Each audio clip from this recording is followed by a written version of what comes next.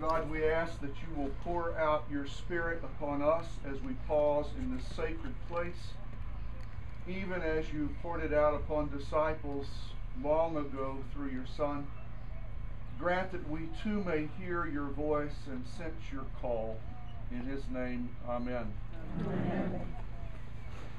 The Mount of the Beatitudes is Mount of the Sermon on the Mount. As we know, that's Matthew 5, 6, and 7. The Beatitudes, just the first part of the 5th chapter. Matthew places it on a mount where we are. Luke calls it the Sermon on the Plain. Obviously not here. And I asked Sister Carol at lunch, okay, where's the plain? Is it the foot of the mountain? She said it may be where we were eating fish. But in any event, wherever the sermon took place, it was within view of this water of life, as we were told it meant earlier, and the words of life come from it. Now, anything I may say very briefly, Sister Carol's going to get up and say whatever she'd like afterwards. If there's any disagreement between what we say, believe her. I want to set that ground rule in the beginning. How did we get these words? If you read Matthew 5, 6, and 7, there's not a theme like you would find in a sermon about this topic or that topic, even the way Jesus preached. These are rapid-fire statements about a variety of things. The one thing that holds them together is that it's all about ethics. It's all about righteous living, how we are to deal with one another. And so there are many scholars who think that the Sermon on the Mount or the Sermon on the Plain is really a compilation of the soundbite ethical teachings of Jesus. Okay, does that mean, if that were true, and if she doesn't disagree later, does that mean that there was not a Sermon on the Mount? No.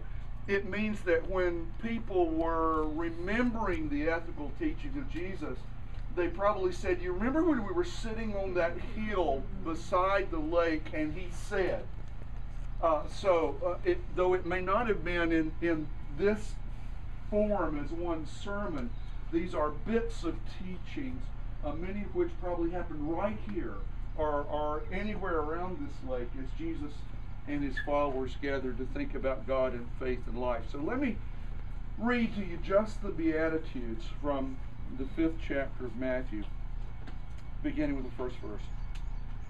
Now when he saw the crowds, he went up on a mountainside and sat down, which is also, when rabbis walked with their students, the students would ask questions and the rabbis would answer, and they had this dialogue. When a rabbi was seated, they knew that the time of question and answer for this moment is ended, and he will teach and we will listen. And we're like calling the class to order. And so he sat down to teach them. His disciples came to him and he began to teach, saying, Blessed are the poor in spirit, for theirs is the kingdom of heaven. Blessed are those who mourn, for they shall be comforted. Blessed are the meek, for they will inherit the earth.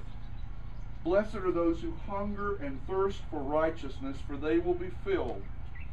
Blessed are the merciful, for they will be shown mercy. Blessed are the pure in heart, for they will see God. Blessed are the peacemakers, for they will be called the children of God.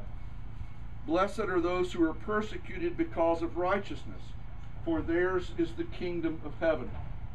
Blessed are you when people will insult you, persecute you, or falsely say all sorts of evil against you because of me. Not because of something else, but because of your allegiance to Christ. Rejoice and be glad, because great is your reward in heaven. For in the same way they persecuted the prophets who were before you.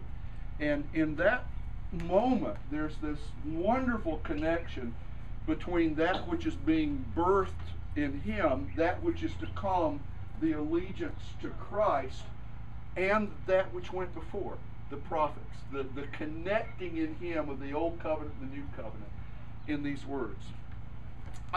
Now, for the real story. Not the real story, just another little PS to the story. The reason I think that this stands as the first of Jesus' teaching in Matthew's Gospel, and as those of you who've been around know, Matthew's Gospel is the most Jewish Gospel.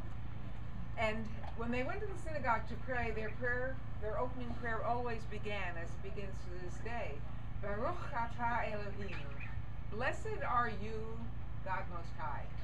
And as soon as Jesus said, Baruch atah, they were waiting for a prayer to God. And instead he turned that right around.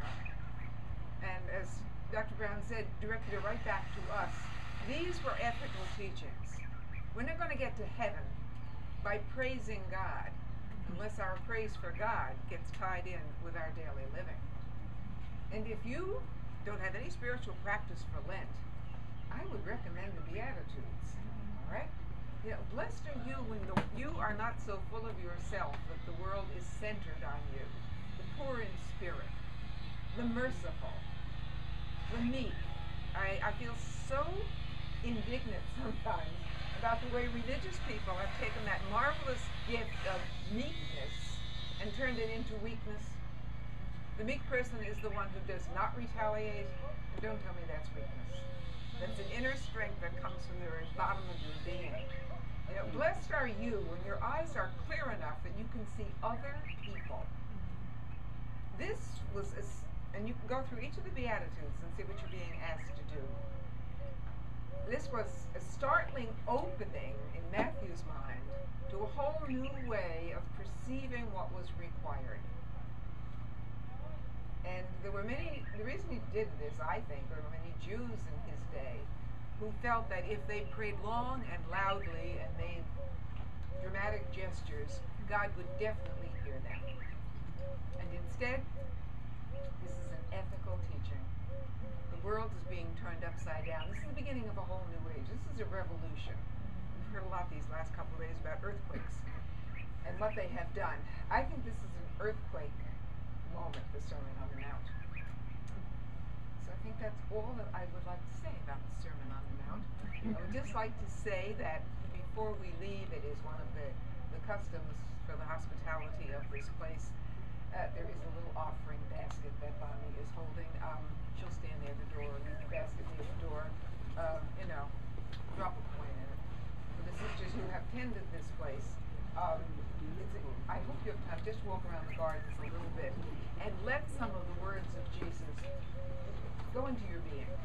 You know, take a little reflection moment in this place. And then thank God that there was a Jesus who came to offer us a sermon either on the Mount or the plain.